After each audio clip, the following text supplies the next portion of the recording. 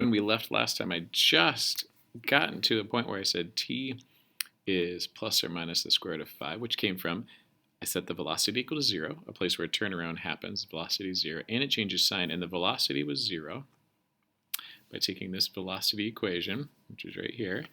I set it equal to 0, so I did that. And when you set a fraction equal to 0, it's only going to be 0 when the numerator is 0. If the denominator were 0, we'd say it was undefined, and it turns out this one didn't matter because it's also t squared plus 5. If you square a number and add to it, it's always positive. It'll never be 0 anyway. So we just focused on the numerator being 0, which is what we'll do in general with rational functions when its derivative is 0. We'll just set the numerator equal to 0. And we solved that and got t is plus or minus the square root of 5, but our domain is t greater than 5, or t greater than 0, sorry, so we only took the positive. And so with that in mind, this is a potential turnaround part, but just being 0 for the velocity is not enough. What I need to do is also show whether or not the velocity goes from positive to negative or negative to positive. So I'm going to do what's called a sign test, which is what we're going to examine in full in the next unit, but this is a great place to talk about its importance. Your t equals the square root of 5, let's say I put it on a number line, is 2 and some change. And so what I'm going to do is test the velocity around it. So what's the velocity less than time square root of 5? So t1 would work. What's the velocity after square root of 5, which would be t equals 3? Just pick anything that you like. And by putting those in the velocity, I can say, all right, if I put 1 in here, negative 1 squared is negative 1 plus 5, I get a positive number. And the denominator I already know is always positive. So I'm just doing the signs of the numerator and denominator are both positive. So it would be a positive velocity. I could get the number if I wanted to, but that's not what I'm interested in. I want to see if it's changing sign. Velocity of 3, I could put it in here and get a number, but I know that negative 3 squared is 9, negative 9 plus 5 is negative 4. So I just put a negative there. And in the denominator, I know this is always positive because you're adding and you're squaring and all that good stuff. So I just put a plus sign. Negative over positive is a negative. So by seeing the sign change around a place where the velocity is 0, I know for sure that is a turning point in my graph. It met both qualifications. Velocity was 0 and velocity changed sign. So that's our turning point right there. And at what instant? T equals square root of 5. We get a decimal if you wanted to know kind of more precisely what that was like. Okay, that wraps up that one. And that's a segue to extrema, values that are extreme, peaks and valleys, etc. All kinds of ways we describe this, local min, local max. You're going to see all these happen in a moment. So when I say an extrema is a peak or a valley, those are kind of the tools that are most familiar. You can easily identify those in a graph. These are all peaks and valleys. Another name for it is the relative max and a relative min. So these are words that we see a lot. Maximum and minimum, those are just short for maximum and minimum. There's also the word local max and min. Local, because relative to in the local location, it's a local max or min. Those are other names for extrema. Now, critical points are when the derivative f prime of x is either 0 or it's undefined, can happen at both. And I'll give you an example of each. Okay, there we go. So in this particular graph, the slopes here, the derivative is 0 at a peak or a valley. The slope due to skis would go flat. So this is f prime equals 0 territory. And then a cusp or a corner, this is a corner in this case, or a cusp. It actually might be a cusp. If it bends into it with a curve that has a curvature to a point, we call it a cusp. If it's straight lines into that particular point, then we call it a corner, but it's just a simple small definition difference. Corner or cusp, the f prime is undefined. So that's the difference, but it can indicate that there might be a peak or valley there. The thing that really defines the peak or valley is that you turn back around. You have to make that turn, and that means we need to see a change of sign. The slope needs to go from positive to negative or negative to positive, uphill to downhill, in order for that to count.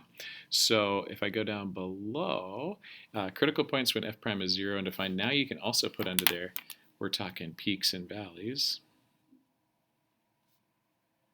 We're going to see, are going to end up, critical points will indicate those. You're going to have corners and cusps. But with the derivative being 0 or undefined, sometimes we get plateaus or just endpoints.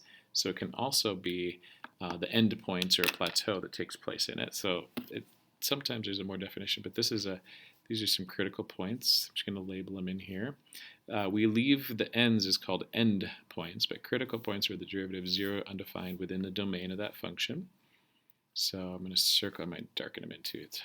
Open circles are nice and all, but I'll circle those so you can see them. If I miss one, let me know. I'm just going to quickly go in and just let your eyes train to like, oh, those are critical points. Those are interesting. And the endpoints are also, well, really important, but we don't give them that same label. Critical points, it's only where the derivative of 0 undefined, peaks and valleys, very important. Endpoints are really cool. Here's also a critical point. This is a new one. This is the derivative being undefined because it goes vertical for just a moment there. It's interesting, but it's not going to be a peak or a valley. This is one of the other kind. The derivative is 0 undefined. What you'll see is the slope on the left is positive and the slope on the right is positive. There's no change of sign, so this will not be an extrema because there's no change of slope from positive to negative or negative to positive. It's just positive in both places. So here's an example of the derivative being 0 undefined, but not having a change of sign of the slope. So not an extrema, but definitely a critical point. The derivative is 0 undefined is what we call a critical point. Here's a critical point. Here's a cusp, so it bends to that point. So that's a cool little turn. Bends, those are critical points. Here's a critical point again that is not an extrema. So extrema are peaks and valleys, relative min-max or local max and min. A critical point is a place where the derivative is 0 undefined, but we don't need to see it. So this is definitely, we call this an inflection point. We actually called this last one here an inflection point too. The derivative is 0. So in this one, f prime was undefined for that vertical tangent. That's a place where the tangent went up and down vertically. This is where f prime is equal to 0. So that's the definition of critical point. The derivative is 0 undefined, which we have in both these cases, but not an extrema because in this it's positive slopes followed by positive slopes. So just a quick definition. So you might want to write yourself a little note like an extrema has an extra little piece of requirement.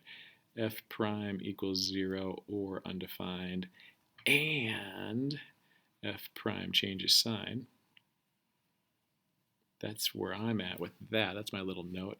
Versus a critical point is just, we'll call it a critical point, when f prime equals 0 or undefined.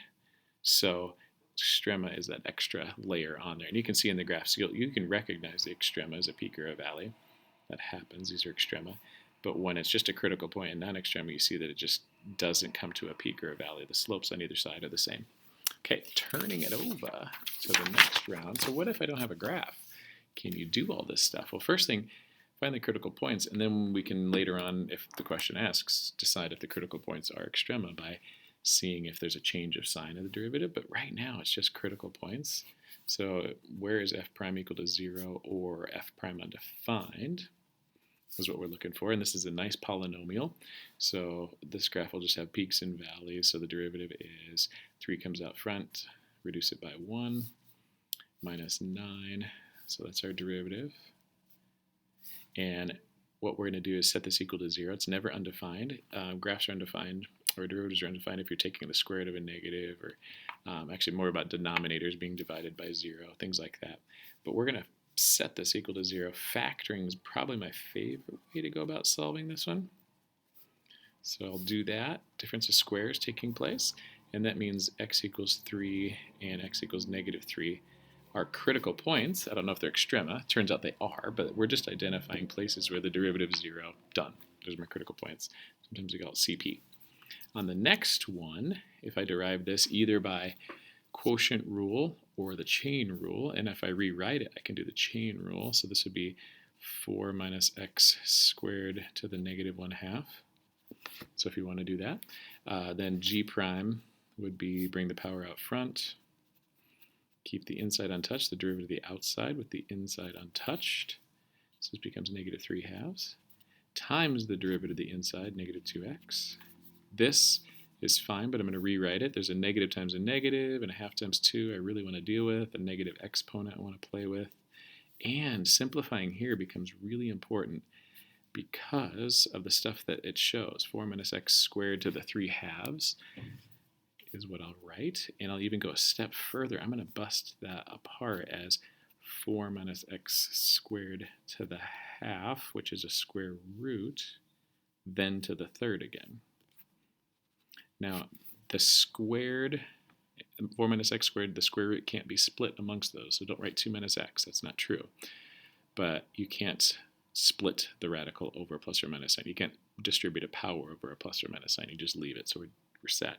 The thing we need to do is find out where this thing is 0 or undefined. And so to make a little more room, I'm going to have to bring in an extra piece of paper, my Post-it. But sorry, I didn't quite lean in there. You guys can write it anywhere you want, but I want to keep my thinking going vertically like I have right now. The setting it equal to 0 or finding where it's undefined is important. Where oops, that's a 4, isn't it?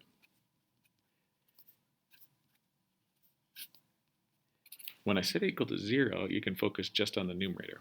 So it's only going to be 0 if the numerator is 0. So that's important.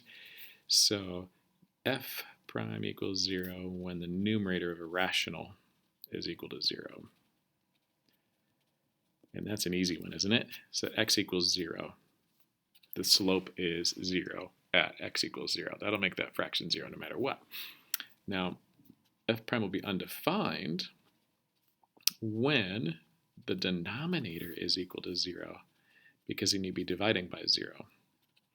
So we actually could just break up these fractions into two parts. Set the numerator equal to 0 to find out when it's equal to 0. Set the denominator equal to 0 to find out when it's undefined. The only time, there's a slight change to this, if they're simultaneously 0 and undefined, that means it's undefined. You default toward undefined. That means like if there's a value of x that makes the numerator and denominator 0 at the same time, it's still undefined. You just can't have 0 in the denominator ever, even if 0 is on top. So 0, 0 is undefined. Actually, it's called an indeterminate form, and we're probably not going to break into that with L'Hopital's method and so on. It can be defined, but for the purposes right now, we have the ones that are pretty straightforward. That'll be undefined. F prime undefined when the denominator is 0. So I'm actually going to focus on just the denominator and setting it equal to 0. And when I do that, it's pretty easy. I know all this fraction stuff or all the exponent stuff in the radical makes you wonder, but you know what? If the 0 happens under this radical, the square root of 0 is 0, the only way this is going to be equal to 0 is if that stuff under here is 0. So I can actually just get rid of this. And if you want to mathematically do it, you can cube root both sides, and the cube root of 0 is 0, and then square both sides to get rid of the square root, but the 0 squared is 0. So really, you can just break away all that extra stuff and set just 4 minus x squared equal to 0. So cube root both sides, or 1/3 power, and then square both sides. Doing both of those to 0 still produces 0. So I'm here at x squared to both sides. X is plus or minus 2. So those are places where the derivative is undefined. So what we found out is that the derivative was 0 at x equals 0. It's undefined at plus or minus 2. They're all critical values. So when I write my critical value list, it's going to be -2, 0, and 2. All of them are critical values. Okay, so that's a good start to critical value talk, and then the next video will be on using those to answer questions.